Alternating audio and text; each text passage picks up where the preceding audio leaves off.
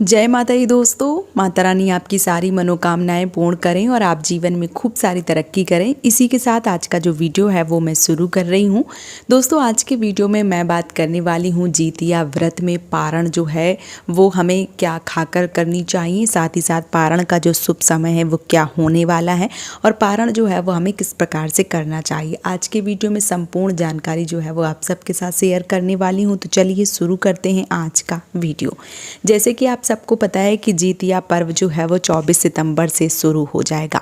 24 सितंबर को नहाए खाए है, दिन जो है वो मंगलवार पड़ रहा है। 25 सितंबर को निराजली व्रत जो है वो किया जाएगा, दिन बुधवार का पड़ रहा है। साथ ही साथ जो पारण है वो 26 सितंबर को दिन गुरुवार को किया जाएगा। 3 दिवसीय ये व्रत जो है वो चलने वाला है। बहुत ज़्यादा कठिन व्रत जो है वो माना गया है, इसे लोग खुर जितिया के नाम से भी जानते हैं। बहुत ज़्यादा कठिन व्रत जो है ये बताया गया है। ऐसे में बहुत सारे लोगों के ये प्रश्न है कि जो पारण है उसका शुभ समय क्या है, पारण हमें क्या खाकर करनी चाहिए, किस प्रकार से करनी चाहिए। तो इस वीडियो में मैं आपको शुरुआत से ही सारी चीज़ें जो है वो बता दे रही हूँ। जो पारण है वो आपका 26 सितंबर को है, दिन जो है वो गुरुवार पड़ रहा है और पारण का जो शुभ समय है वो सुबह 4:35 से लेके 5:23 तक जो पारण है वो करना है। तो इस समय आपको पारण जो है वो ज़रूर कर देना है। पारण जब आप करें उससे पहले ही आपको दान पुण्य निकालनी होती है।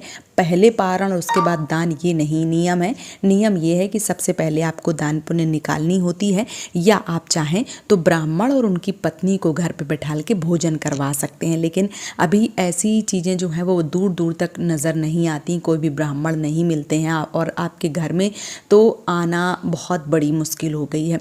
तो ऐसे में क्या आपको करना है, आप किसी भी जो मंदिर के पुजारी जी हैं उनको भी दान दक्षिणा जो है वो दे सकती हैं। उनको जो दान में निकाला गया सामग्री है, जो भी अन्न का दान है, जो भी पैसे का दान है, या जो भी दान पुण्य है वो आप मंदिर में बैठे जो भी ब्राह्मणी हैं, ब्राह्मण हैं, उनको दे सकती हैं।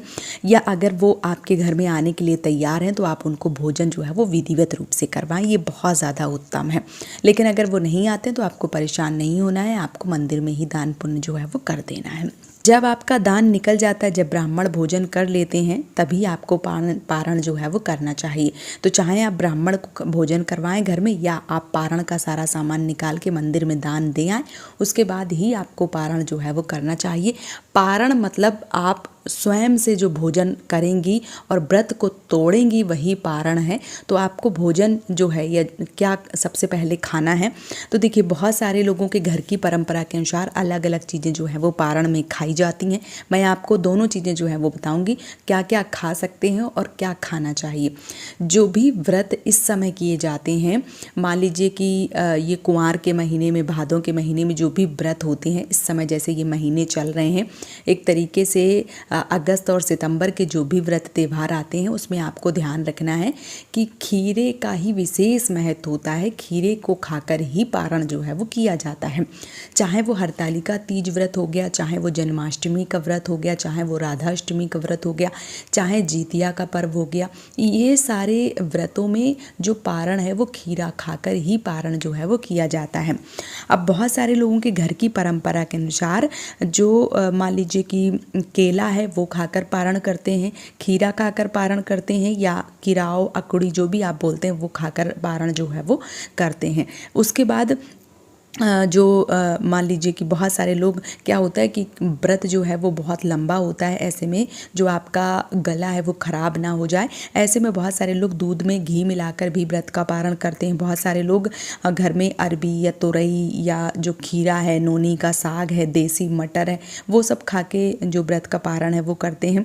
और बहुत सारे लोगों के यहाँ दाल चावल पकौड़ी या जो भी पकवान बनते हैं वो खाकर पारण जो है वो करते हैं। आप चाहे जो खाएं, मर्जी आपकी है, लेकिन सबसे पहले आपको जो खीरा है वो भले ही आप एक छोटा टुकड़ा जो है वो खीरा का डाल के और व्रत का पारण करें, उसके बाद आप जो भी खाना चाहती हैं वो खा सकती हैं।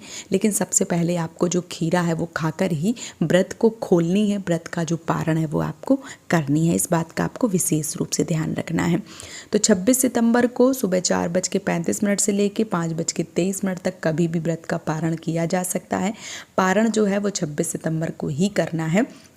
और जो पारण है वो आपको सर्वप्रथम खीरा खाकर ही पारण जो है वो आपको ज़रूर करना चाहिए। उसके बाद आप जो भी खाना चाहती हैं वो आप खा सकती हैं और जो अपना व्रत है वो पूर्ण कर सकती हैं। किसी भी व्रत को करने के लिए पारण बहुत ज़्यादा ज़रूरी होती है।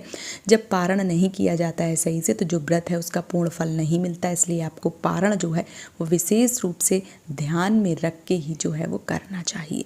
तो उम्मीद करती हूँ ये वीडियो आप सबके लिए काफ़ी ज़्यादा मददगार रहा होगा। वीडियो अगर पसंद आया है तो आप मुझे सपोर्ट ज़रूर करें इस चैनल को सब्सक्राइब करके। आज का वीडियो यहीं पे समाप्त कर रही हूँ दोस्तों। जय माता दी।